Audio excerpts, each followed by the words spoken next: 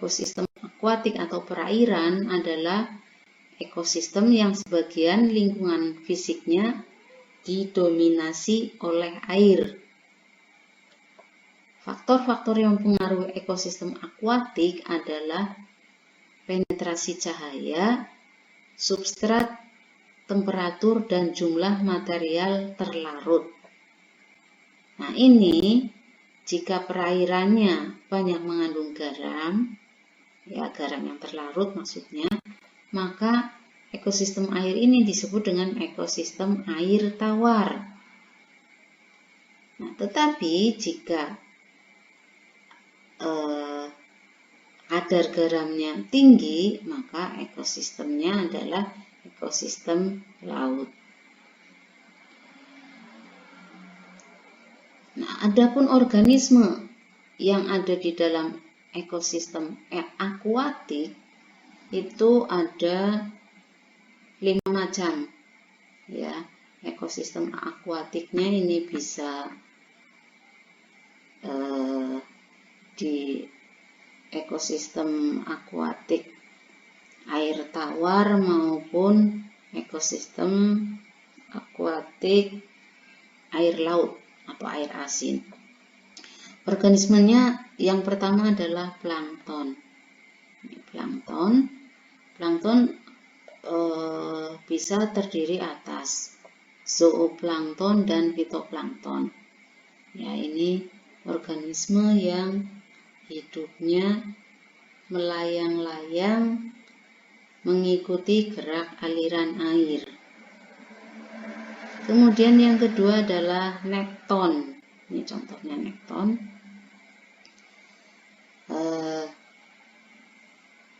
Hewan ini, ya, nekton di sini contohnya adalah ikan. Ya, tapi secara umum nekton adalah hewan yang aktif berenang dalam air. Ya, berarti bisa ikan, bisa cumi-cumi, dan lain sebagainya. Kemudian yang ketiga adalah newstone. Ya, newstone. Apa itu newstone? Yaitu organisme yang mengapung atau berenang di permukaan air atau bertempat pada permukaan air, misalnya serangga air. Ini contoh pada gambar, ini mengapung di sini. Ini mengapung di permukaan air. Nah, itu disebut dengan newstone. Kemudian yang keempat adalah benthos. Benthos, ya, ini adalah hewan dan tumbuhan yang hidup di dasar atau hidup pada endapan. Ya, benthos dapat sesil atau melekat pada dasar atau bergerak bebas. Ya, contoh benthos ini ada remis, kemudian ada cacing-cacing. Ya, ini bisa melekat pada dasar atau bisa bergerak bebas. Kemudian yang kelima adalah perifiton. Perifiton adalah tumbuhan atau hewan yang melekat atau bergantung pada tumbuhan atau benda lain. Ya, kalau di sini contohnya adalah protista. Ya, ini melekat pada tumbuhan. Atau misalnya kalian bisa mendapatkan contoh lain, yaitu keong yang menempel pada tumbuhan lain, ya, pada tumbuhan. Itu 5 macam organisme atau organisme dalam ekosistem akuatik, ya. Jadi yang namanya plankton, nekton, newstone, benthos, dan perifiton itu adalah macamnya, jadi bukan jenis. Ya, berikutnya, apa itu ekosistem air tawar? Ya, tadi sudah dijelaskan, jika kadar garamnya sedikit atau bahkan 0, maka tergolong dari ekosistem air tawar. Ini ada dua macam, ya, itu ada ekosistem air tawar yang airnya tenang atau diam yang disebut dengan danau, dan ekosistem air tawar yang airnya senantiasa bergerak disebut dengan sungai. Kita lihat satu persatu.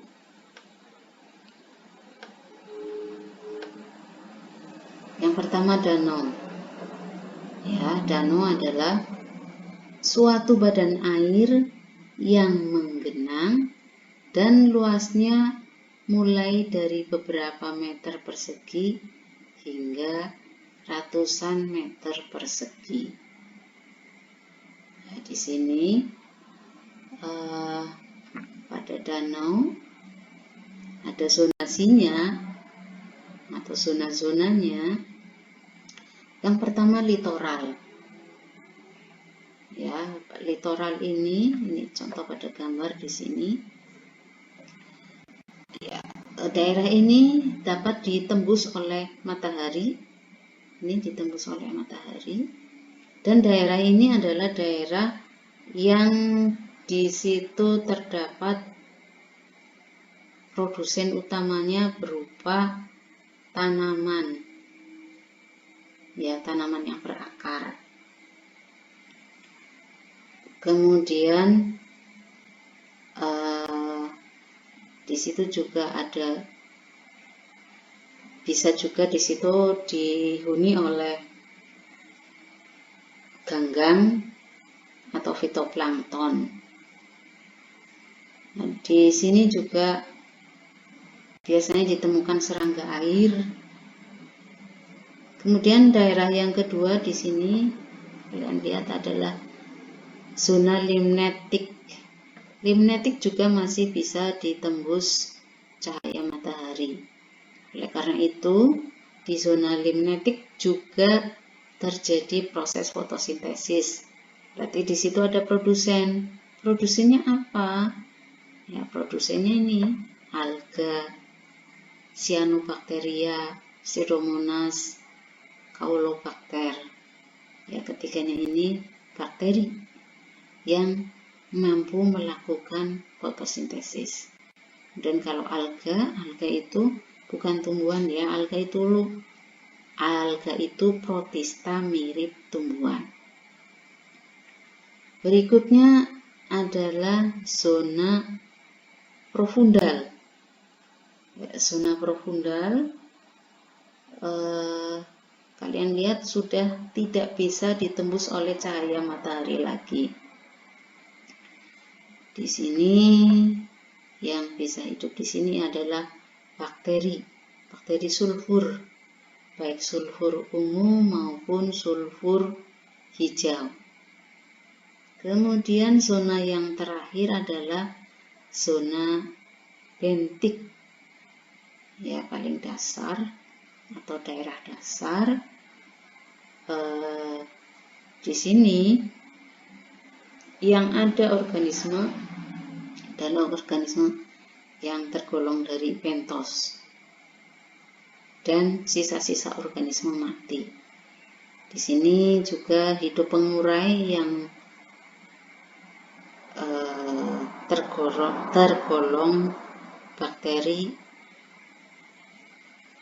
Desulfovibrio dan metan bakteri.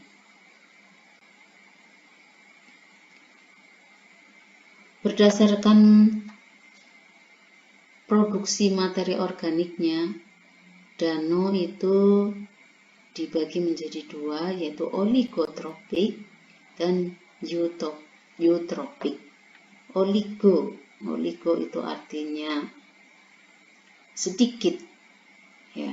Jadi ciri-cirinya airnya jernih sekali, dihuni oleh sedikit organisme, dan di dasar air banyak terdapat oksigen sepanjang tahun. Kemudian yang kedua danau eutropik. Ciri-cirinya tentu saja berkebalikan dengan oligotropik, airnya keruh, ya. Terdapat bermacam-macam organisme. oksigennya hanya terdapat di daerah profundal. Lanjut. Yang kedua adalah ekosistem air tawar dengan air yang bergerak, yaitu sungai. Sungai adalah suatu badan air yang mengalir ke satu arah. Ada 3 macam, yaitu hulu, yaitu merupakan awal sungai, bagian awal sungai. Ciri-cirinya memiliki aliran yang sangat deras dan sungainya lumayan dalam. Kemudian bagian tengah memiliki ciri lembah sungai membentuk huruf U dikarenakan kondisi lokasinya yang tidak curam lagi. Hal ini mengakibatkan aliran air tidak begitu deras. Maka proses erosi di sini sudah tidak begitu dominan. Kemudian yang paling akhir, bagian sungai yang paling akhir, itu di ujung namanya hilir. Nah, bagian ini akan mengantar sungai itu ke laut. Bagian ini biasa disebut dengan muara. Ciri-ciri bagian ini adalah lembah sungai menyerupai huruf U yang lebar. Sungai di daerah hilir biasanya sudah bermeander atau berliku-liku.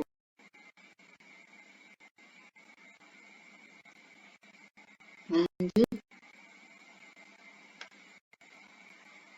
Ya, ekosistem air laut. Ya, tadi ciri khasnya adalah kadar garamnya tinggi. Ya, jadi memiliki kadar mineral yang tinggi. Ion terbanyak adalah ion klorida sebesar 55%. Ya, namun kadar garam di laut bervariasi. Ada yang tinggi seperti daerah tropika dan ada yang rendah di laut beriklim dingin. Nah, kalau ekosistem air laut ini tidak dipengaruhi oleh iklim dan cuaca.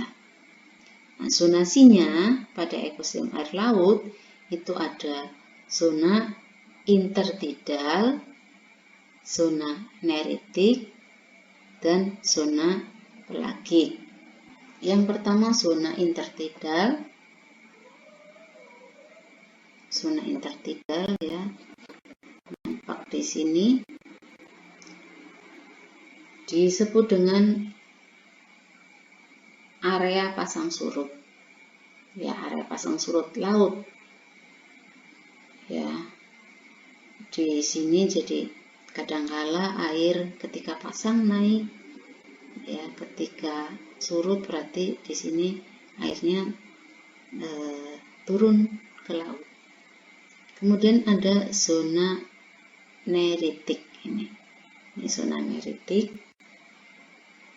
Ya, zona neritik berada di antara zona intertidal dan zona pelagik. Ya, kedalamannya rata-rata zona laut dangkal ini sekitar 200 meter. Berikutnya adalah zona pelagik. Ya, zona pelagik. Ini pelagik zona pelagik ini ya. Kedalaman rata-rata zona pelagik adalah 4000. Ya, rata-ratanya 4000. Nah, sekitar 75% air laut berada di zona ini. Yaitu zona-zona yang ada di ekosistem laut. Nah, ekosistem laut menurut kedalamannya ada litoral, neritik, batial, dan abisal. Ya, litoral ini merupakan daerah yang berbatasan dengan daratan. Ini daratannya, ini laut. Nah, di sini litoral. Kemudian neritik, ya, merupakan daerah, ini neritik 200 meter, merupakan daerah yang ditembus cahaya matahari, ya, 200 meter atau bahkan sampai kurang lebih 300 meter. Kemudian batial, batial itu sampai sekitar 1800 meter, ya, atau 200 hingga 2500 meter. Kemudian zona abisal lebih dari 1800 meter atau 1500 hingga 10.000 meter. Kita lanjut ekosistemnya. Air laut. Nah, ada pembagian wilayah laut kalau secara horizontal. Nah, ini ada epipelagik, ya, zona epipelagik, mesopelagik, batipelagik, abisopelagik, hadal pelagik. Ini tergantung kedalamannya. Epipelagik berarti kedalamannya 200 meter, kemudian mesopelagik 1000, ya, kemudian batiopelagik, ya, ini antara di sini 1000 sampai 4000. Kemudian abisopelagik mulainya 4000 meter, kemudian hadal pelagik, ya, mulainya 6000 lebih. Ya, di sini sudah tidak dapat ditembus oleh sinar matahari. Ya, kemudian yang tak kalah pentingnya, ya, adalah ekosistem estuari atau muara. Ya, ekosistem estuari merupakan tempat bersatunya sungai dengan laut. Ya, jadi bertemunya air tawar dan ekosistem air tawar dan ekosistem air laut. Ya, sering dipagari oleh lempengan lumpur intertidal yang luas atau rawa garam. Ya, memiliki produktivitas yang tinggi dan kaya akan nutrisi. Kemudian komunitas yang ada antara lain rumput rawa garam, ganggang, dan fitoplankton. Komunitas hewannya antara lain ada cacing, kerang, kepiting, dan ikan. Kemudian ekosistem pantai. Ya, ekosistem pantai. Ya, ekosistem pantai dipengaruhi oleh siklus harian arus yang pasang dan yang surut. Flora dan fauna yang bisa bertahan di pantai adalah yang bisa beradaptasi dengan cara melekat ke substrat keras agar tidak terhempas gelombang. Kemudian wilayah paling atas dari ekosistem pantai biasanya didiami beberapa jenis moluska, ganggang, kerang, dan beberapa jenis burung pantai. Dan untuk titik tengah didiami oleh organisme seperti anemon laut, remis, siput, ganggang, porifera, dan masih banyak lagi yang lainnya. Untuk wilayah yang terakhir, yaitu wilayah yang terdalam, dihuni oleh beragam jenis makhluk invertebrata, juga ikan dan berbagai jenis rumput laut.